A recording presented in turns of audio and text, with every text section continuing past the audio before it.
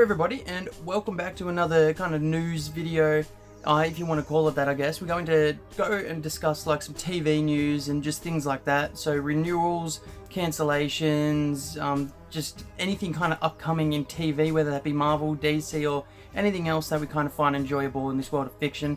I'm going to cover it today for any of the recent news that we have just got. So to kick it off, I'm not necessarily going to cover things like Secret Invasion, Loki, or the Echo TV show, as we kind of already know a substantial amount. We haven't got anything new as of late, but we know Loki's coming to start the 6th of October, I believe. Echo's the 29th of November, and Secret Invasion is 3 days on the 21st of June, so we kind of already know that.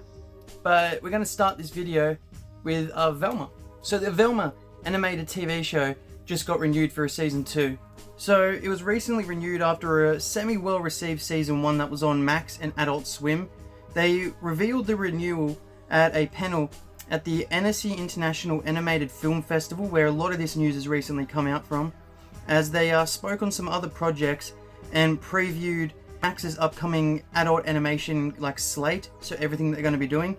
So the show Velma kind of centrally obviously revolved around Velma, but it was like the origins of Mystery Incorporated. We got to see some of the other guest star characters like Daphne, Fred's family, Daphne's family, where she came from. We got Shaggy, or in this it was Norwell, no Scooby-Doo, and just like there was a big mystery to solve, as you kind of would expect. So the show was 50-50. Like it was either you love it or you hate it. I mean, myself, I was kind of in between, to be honest. Like, I enjoyed it for what it was, but I didn't feel like it was a good Scooby-Doo adaptation, if that makes sense, or a Mystery Incorporated adaptation. That's all there necessarily is for Velma. There is no release date as of yet, obviously, just a renewal that we'll be getting a season 2, so let us know your thoughts on that, but we're going to continue now. Also on Max and Adult Swim, we have a new animated Superman show called My Adventures with Superman that is starring Jack Quaid from The Boys, who played Huey. This show is supposedly meant to kind of usher in a new era of animation for DC. So far what we know from the trailer is that it's a story where we'll follow Clark as he figures out how to become the world's greatest superhero, basically. So we'll be following a younger Clark alongside Lois Lane and also Jimmy Olsen. So the official synopsis reads this: in this serialized coming-of-age story, we follow Clark as he builds his secret Superman identity and embraces his role as the hero of Metropolis and perhaps the world. Lois, now growing to a star investigative journalist, takes aspiring photographer Jimmy Olsen under her wing. All the while, Clark and Lois are falling in love, sharing adventures, taking down bad guys, stumbling over secrets, and discovering what it means to be Superman and Lois Lane. So this is coming to Max on July 6th this year, 2023.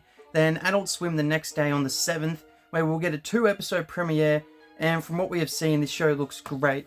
They released like a 16 or 20 second clip, kind of like a teaser, not necessarily a full trailer yet. Although we've only got a month now to see it, I'd say that since we got the announcement, we'll most likely be getting a full-fledged kind of trailer in the upcoming, maybe even like weeks or days, to be completely honest, since it's the 18th today as I am recording this, and this is coming out on the 6th, so it's literally like 2 weeks away. So I'd say we should hopefully get a look into it soon, but other than that, I'm very excited for this, and I hope everybody else is, because it actually looks fun. Like, it just looks great. Now, speaking of Superman and Lois just got renewed for a season 4. With only a 10-episode season to come, Superman and Lois has been renewed for a season 4, and we already have some reasonably bad news surrounding this, as not all the cast will be returning. So while we'll be seeing the Kent family still, all 4 of them, we lost some cast members like, I'm sorry if I butcher any of these names, Wale Parks, who played John Henry, Taylor Buck, who played Nat Irons, Dylan Walsh, who played General Lane, Emmanuel Shrieky, I'm so sorry, who played Lana Lang, Eric Valdez, who played Kyle, Indy Navarrete, who played Sarah, and Sophia Husmark, who played Chrissy. Some hope that they may appear in some capacity, like no details have been announced so far, but Michael Kuditz, who will be playing Lex Luthor, has been up to a series regular, and obviously we don't have a release date for this yet. So this is going to be interesting how they tackle this, because a lot of what they've been doing, I really hope it takes them to Metropolis, because a lot of Smallville's revolved around the friends and the family friends and family, since Lane is gone, Henry Irons and Nat, they have been such a major role in this show. Like Steele was just integral to a lot of this, like, and Sarah was a lot for the boys there, and there's just so much now that these actors are gone. It's literally like half of the supporting cast. It's basically the whole supporting cast.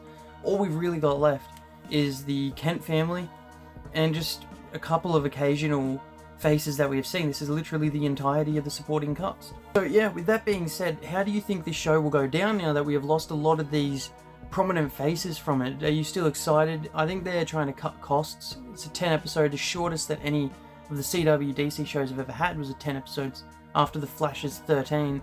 So yeah, no, it's going to be a big difference, but hopefully it won't impact the show at all. Another show that DC had on the CW, Gotham Knights, has officially been cancelled just after one season. So Gotham Knights focused on Turner Hayes, who was Bruce's adoptive son, because they legally did not have the rights and the licensing to use any of his actual adopted children or his real child. They had supporting members like Stephanie Brown, Carrie Kelly, Harper and Cullen Rowe, the Court of Owls, Harvey Dent, all of that. Mainly the Joker's daughter as well. But honestly, it was like a thriller mystery. Like, the kids got blamed for the death of Bruce Wayne because he died. Spoiler alert. And Harvey was like trying to help them while also trying to fight himself as Two-Face. And we found out that Joker's daughter is actually his, which I was very annoyed with. I thought it wasn't. They weren't going to do that, but it turns out they did, and that's awesome. But it was like, I really kind of like enjoyed this show for what it was. But probably not enough for a season 2, but continue. But the showrunners had this to say. Since many of you have been asking about the possibility of Gotham Knights finding a new home, we wanted to let you know that over the last few months, our producing partners over at Berlanti Productions and Warner Bros. Discovery have been working extremely hard to get the show picked up or possibly even moved to a new network. They continue with, there is a great deal of love and support for Gotham Knights at the studio and at the CW as well. Unfortunately, despite their efforts, the CW hasn't been able to renew the show and the studio wasn't able to find a new home for it. So as I said, don't know if I loved it enough for a season 2, and I know it's one of those shows that you should not execute if you can't get all the needed characters. Like, Turner Hayes, as cool as he kind of was, it would have been like 40 times cooler if we got like Jason Todd or Dick Grayson or something like that. But then it still wouldn't have felt right because Batman just doesn't die. But it was like the stand-in for Alfred, which proves even more why Alfred is a G, bro. Because they had a female one here who was like the butler for him, and she was working for the court, and spoiler alert, and she was slowly poisoning Bruce to the point where he couldn't reflex, like his reflexes were gone and he couldn't react, and it killed him. Like, my bro, that's why you need Alfred, my bro. Alfred you can trust. Alfred is a G, everyone loves Alfred. So like, there were a lot of things that made you go, that's stupid, but I was kind of enjoying it week to week. Like, some of the stories were pretty kind of cool, just that the overarching one sometimes had a lot of plot holes and made kind of like no sense at all. I'd solidly give this easily like a 7, but I don't know, if it was written a little bit smarter, more effectively, and not kind of just like shitting on the mythos of all of us like Batman stands, it would have been a lot better. Back to animation. We recently got some more news for the Harley Quinn animated show and the Kite Man spin-off. So in a press release from WB previewing the studio's upcoming animation slate, it was noted Harley Quinn would return for a 4th season this summer. So this is American time that this was made, so since I am in Australia, I needed to kind of Google this, and American summer is June to August, so if that's true, that means we'll be getting the show in about 1 to 2 months, since it is, as I record this, 18th of June. So it was already renewed last year for a 4th season, but with all the DC changes lately, ownership changes and all that, the news is just very good to hear. Now, we haven't really got any trailers or teasers or promos, marketing, anything like that, which is like making me a little bit skeptical, because that's how you kind of get love for it. Whereas like everything else, when you do it, like, it's just, if we don't get that, it's not going to be big first numbers, like big numbers on the first kind of days. So I feel like we're going to have to get some sort of marketing or promotional material soon to get everybody hyped up, because this wasn't really like announced big. This was just kind of like it just came up and there was no real news besides, oh yeah, summer release. So yeah, look, I love Harley Quinn, man. This show is insane. It feels like the studio is kind of trying to butcher it, bro. So I really hope that we kind of get something soon to get people hyped up, bro, because this show is just crazy. Now for the Kite Man. This show is still in the works, but it's definitely coming. The show is supposedly titled Noonans, which is the name of the supervillain dive bar from the Harley Quinn show that Kite Man and his new girlfriend Golden Glider take over in the new show. So Golden Glider, we saw that in season 3 with the relationship that formed between her and Kite Man, and we saw the dive bar obviously as well in Harley Quinn as we just discussed. This show just seems insane. Like, it just seems insanely funny. Kite Man is one of the I think him and Polka Dot Man are some of the most just dumbest DC characters. Well, not dumbest, but it's silly. To get Polka Dot Man in Suicide Squad, fairly certain James Gunn literally just googled who is the stupidest DC character, and he came up and James Gunn's cool, I'm gonna make him an A-lister. And so Kite Man is kind of like that. He's just ridiculous. His superpower is kites. It's so stupid.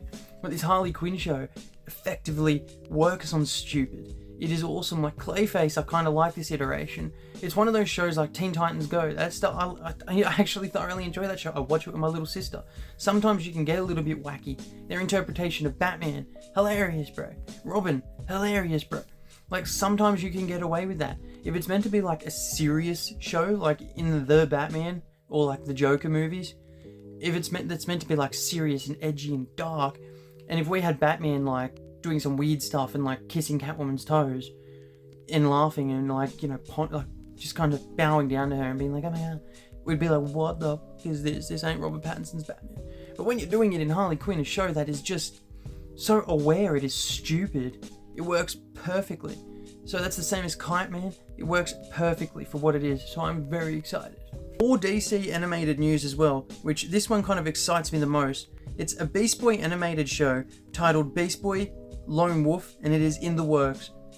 So this was also announced at the Annecy International Animation Festival, being produced by Hanna-Barbera Studios Europe, making it the first DC title to be produced in the UK. The series will be made up of 10 shorts and is said to be more kind of action focused. From what I read and what I do know about this, I believe we're following the Teen Titans Go Beast Boy.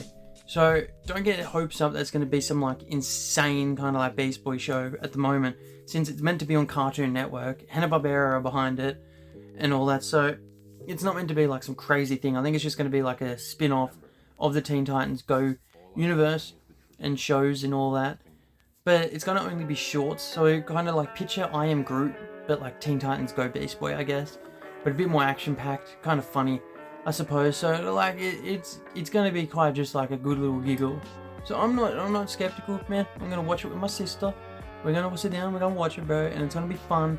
Because not everything needs to be made for adults. You can have a little bit of fun. Except sometimes when they absolutely butcher it, the Star Wars show that was made for children. That kind of just pissed me off. I couldn't enjoy that. Teen Titans Go, I can.